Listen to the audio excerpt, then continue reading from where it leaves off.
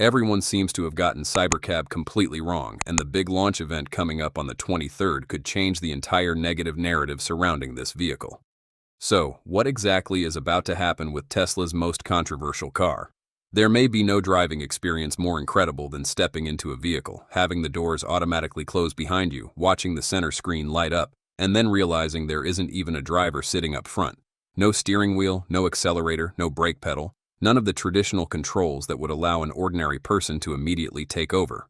Just a few seconds later, the vehicle quietly pulls out of its parking spot, watches for pedestrians, detects the traffic around it, chooses the best route, and takes you to your destination, all without a single human hand ever touching the controls.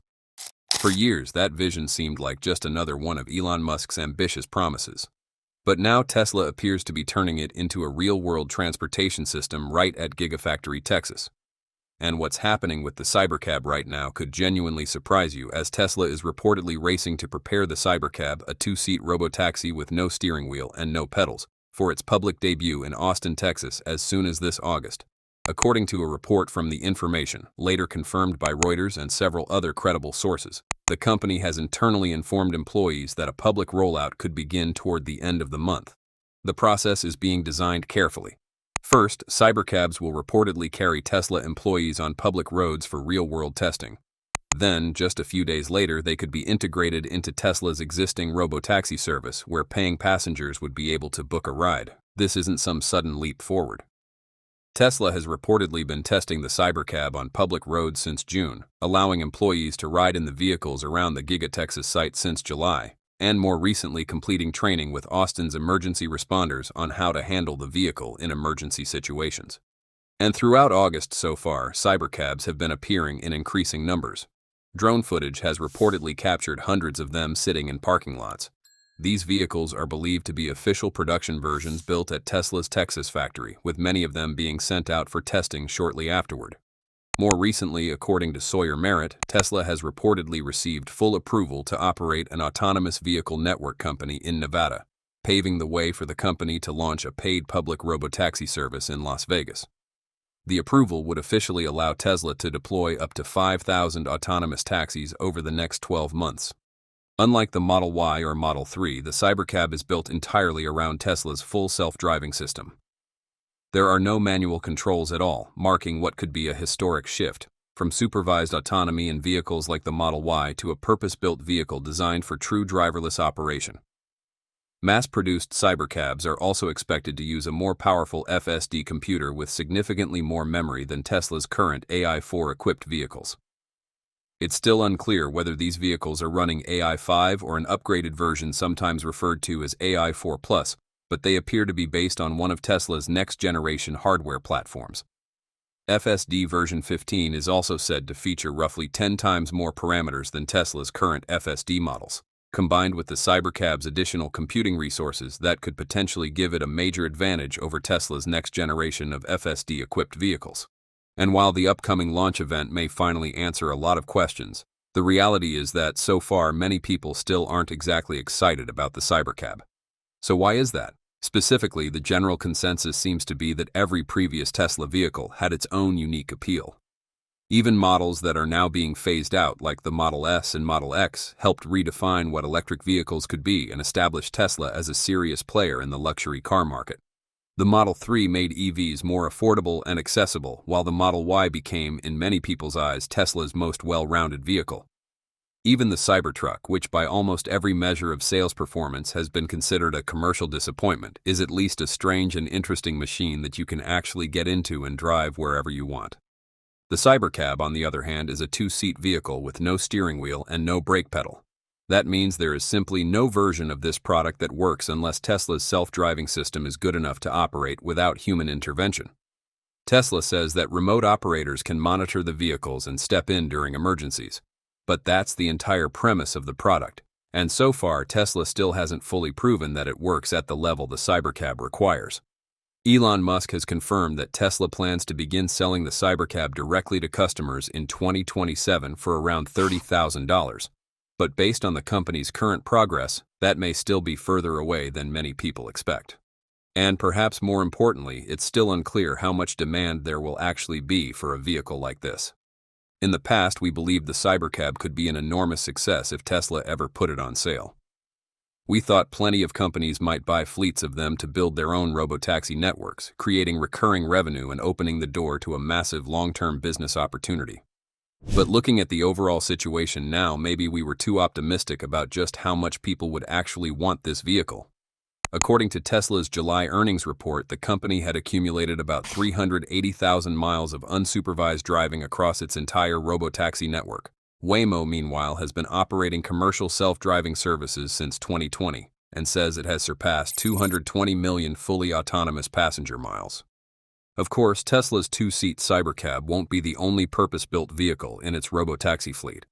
JP Morgan says Tesla has reiterated that the Cybercab is simply the initial form factor for its robotaxi platform, with additional vehicle types expected as the platform evolves. That could be a reference to the Robovan or perhaps an upcoming SUV. The Cybercab is designed to carry 1 or 2 passengers at the lowest possible cost. Tesla has said that two-seat vehicles could make up the majority of its autonomous vehicle deliveries, since most trips involve only a small number of passengers. But it seems Elon Musk has already identified use cases that the Cybercab simply can't address, and that's why Tesla recently receiving a US design patent for the Robovan is actually significant.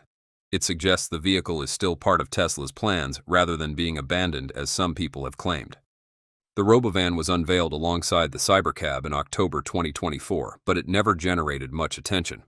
Part of that was because of its unusual design, but there was also a more fundamental question. How much real demand is there for a vehicle like this? Earlier this year, Reuters reported that Tesla was developing a new, smaller SUV, reportedly about 12 inches shorter than the Model Y. However, it would still be significantly larger than the Cybercab and could accommodate at least 4 passengers. Elon Musk has not commented on the rumor.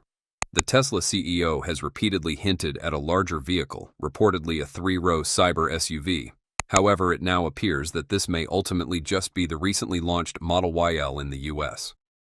For those unfamiliar with the Cybercab specifications and technical details, the Cybercab uses a front-mounted 3-phase AC permanent magnet electric motor producing 219 horsepower.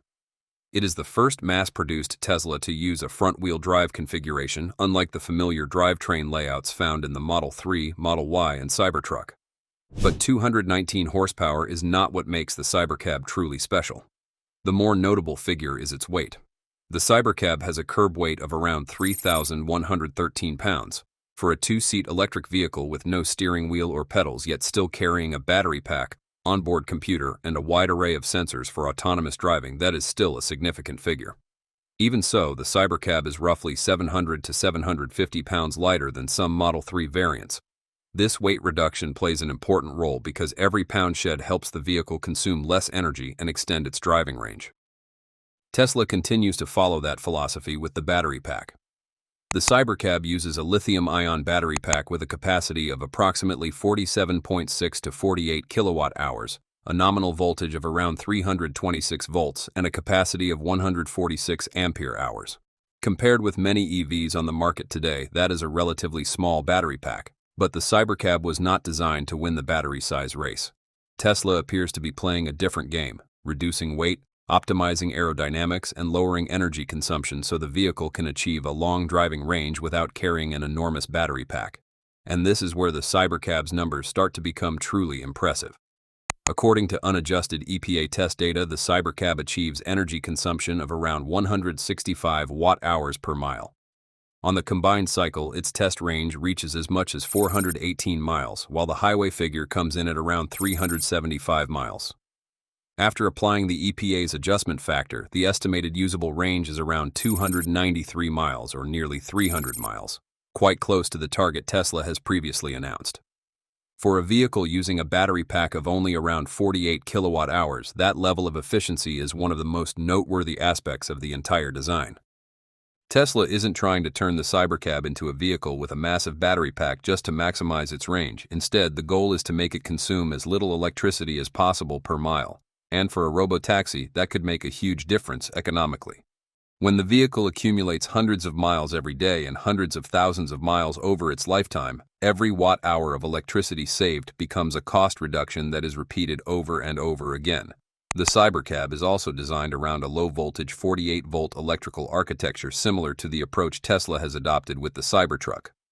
Compared with traditional 12 or 16-volt systems, the higher voltage allows the vehicle to use less current to deliver the same amount of power, which in turn makes it possible to use smaller and lighter wiring. In a vehicle where Tesla is trying to optimize every pound, this may seem like a small technical detail, but it fits perfectly with the overall design philosophy. When it comes to carrying capacity, the Cybercab has a gross vehicle weight rating of around 3,730 pounds and a payload capacity of approximately 617 pounds, enough for 2 passengers and their personal luggage, but clearly leaving very little headroom. Recently, a Tesla Cybercab was spotted running its built-in user interface, giving us a closer look at the software that passengers would normally never get to see. The interface looks very similar to what Tesla uses in its other vehicles, but Cybercab passengers will likely interact only with Tesla's simplified Robotaxi interface, which is focused on the destination, estimated arrival time, map, media, and passenger controls, rather than the full range of vehicle settings. Tesla isn't trying to build the fastest, most powerful vehicle or the one with the largest battery. The 219 horsepower is only one piece of the puzzle. The roughly 48 kilowatt-hour battery pack is another. What Tesla is really trying to create is a machine that can operate for many hours a day, consume very little energy per mile, and function without a human behind the wheel. If the autonomous driving challenge can be solved at commercial scale, the Cybercab could be extremely valuable.